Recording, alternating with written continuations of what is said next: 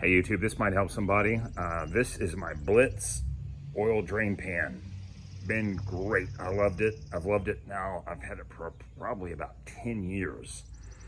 But shortly after I bought it, somewhere along the way, I lost the little yellow screw in that goes in here to keep, rainwater or anything else from like possibly draining into it. And what I found is that these Ever-built corks, I can't remember what size this one is because it's not even marked on here, but this is the model number. Anyway, I just keep this thing in here like this. See?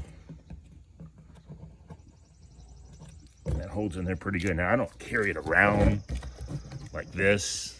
I mean, I could, but I don't. I normally, pick it up, holding here and here to move it around, and then I'll pour it into, used oil containers, and then I take it either to Advance or AutoZone. They have oil recycling, and then just recycle the oil. That's how I do it. So you may have lost your little yellow plug, and if so, Blitz doesn't sell replacements.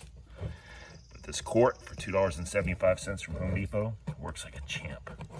And then when you're ready to drain your oil, you just pull it out and drain your oil in there. The reason why this cork's important is because there will be those times where you drain the oil and you may have left this sitting outside and it rains.